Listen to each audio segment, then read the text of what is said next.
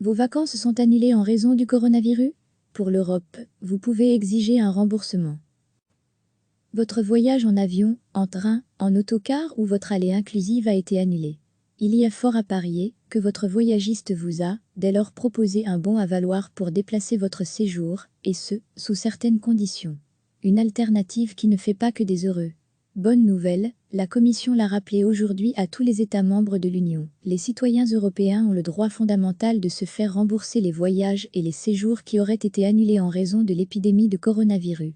Bien sûr, les voyagistes et les compagnies aériennes peuvent continuer à inviter leurs clients à accepter de déplacer ou remplacer leur voyage, mais les citoyens de l'Union ont également le droit à un remboursement s'ils le souhaitent. Margrethe Vestager, vice-présidente de la Commission, l'a fermement rappelé lors d'une conférence de presse. Elle va d'ailleurs envoyer une lettre en forme de piqûre de rappel aux États membres de l'UE. Néanmoins, pour rendre les bons à valoir plus intéressants, la Commission recommande qu'ils soient protégés contre l'insolvabilité de l'émetteur, éventuellement via un fonds de garantie, qu'ils aient une durée de validité minimale de 12 mois et qu'ils soient remboursables au bout d'un an au maximum s'ils ne sont pas utilisés. Ils doivent également donner aux voyageurs suffisamment de souplesse, leur permettre de conserver le même itinéraire de voyage, avec des conditions de service identiques, ou de conclure un contrat de voyage à forfait prévoyant le même type de service, ou d'une qualité équivalente. Les bons à valoir doivent également pouvoir être transférés à un autre voyageur. Selon Didier Reynders, commissaire européen à la justice, Didier Reynders, en charge de la protection des consommateurs, la Belgique figure parmi une douzaine d'États membres de l'Union qui pourraient être en infraction au droit sur le remboursement obligatoire d'un voyage annulé par un opérateur. Une douzaine d'États membres semblent avoir pris des mesures contraires au droit de l'Union. Si l'État membre ne se met pas en conformité, nous examinerons les recours possibles, dont celui en infraction, a-t-il indiqué. Chez nous, le gouvernement fédéral et la ministre de l'économie, Nathalie Mühl, avaient dans un premier temps permis aux agences de voyage d'octroyer un bon à valoir plutôt qu'un remboursement, afin d'aider le secteur à affronter ses problèmes de liquidité. Après de premières mises en garde de la Commission, la ministre CDEV avait adapté le système. Les opérateurs disposent désormais d'un délai de 12 mois pour rembourser aux clients un voyage annulé en raison des mesures prises pour freiner la propagation du coronavirus. Une douzaine de pays, dont la France et la Belgique, avaient demandé fin avril à la Commission européenne de suspendre l'obligation de remboursement. Mais la Commission a refusé. Il faut penser à la personne qui ne peut pas reporter son voyage, ou celle qui a peut-être désormais besoin de cet argent.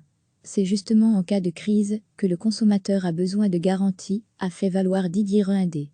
De son côté, l'Organisation de protection et de défense des consommateurs Testachat écrira aux ministres fédéraux compétents et à la Première ministre pour proposer sa coopération à la mise en œuvre de ces mesures. En tant qu'organisation de consommateurs, nous sommes bien conscients de la situation difficile à laquelle fait face le secteur du voyage. Il est évident que personne ne tirera profit d'une vague de faillite. Mais nous ne pouvons être sourds aux plaintes de nombreux consommateurs, impactés durement par la crise et qui souhaitent récupérer leur liquidité. Testachat préconise tout de même à ceux qui disposent d'une marge financière suffisante d'exprimer leur solidarité et d'offrir au secteur du voyage de l'oxygène et des chances de survie, en acceptant autant que possible les bons offerts, à la condition qu'ils répondent aux conditions strictes fixées par la Commission européenne, explique sa porte-parole, Julie Frère. Recevez chaque matin l'essentiel de l'actualité. Votre voyage en avion, en train, en autocar ou votre allée inclusive a été annulé. Il y a fort à parier que votre voyagiste vous a, dès lors, proposé un bon à valoir pour déplacer votre séjour, et ce, sous certaines conditions. Une alternative qui ne fait pas que des heureux. Bonne nouvelle, la Commission l'a rappelé aujourd'hui à tous les États membres de l'Union. Les citoyens européens ont le droit fondamental de se faire rembourser les voyages et les séjours qui auraient été annulés en raison de l'épidémie de coronavirus. Bien sûr, les voyagistes et les compagnies aériennes peuvent continuer à inviter leurs clients à accepter de déplacer ou remplacer leur voyage, mais les citoyens de l'Union ont également le droit à un remboursement s'ils le souhaitent. Margrethe Vestager, vice-présidente de la Commission, l'a fermement rappelé lors d'une conférence de presse. Elle va d'ailleurs envoyer une lettre en forme de piqûre de rappel aux États membres de l'UE. Néanmoins, pour rendre les bons à valoir plus intéressants, la Commission recommande qu'ils soient protégés contre l'insolvabilité de l'émetteur, éventuellement via un fonds de garantie, qu'ils aient une durée de validité minimale de 12 mois et qu'ils soient remboursables au bout d'un an au maximum s'ils ne sont pas utilisés. Ils doivent également donner aux voyageurs suffisamment de souplesse, leur permettre de conserver le même itinéraire de voyage, avec des conditions de service identiques, ou de conclure un contrat de voyage à forfait prévoyant le même type de service, ou d'une qualité équivalente. Les bons à valoir doivent également pouvoir être transférés à un autre voyageur.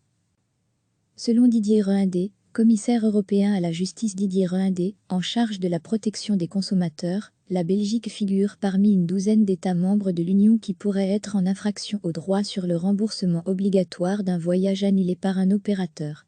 Une douzaine d'États membres semblent avoir pris des mesures contraires au droit de l'Union. Si l'État membre ne se met pas en conformité, nous examinerons les recours possibles, dont celui en infraction, a-t-il indiqué.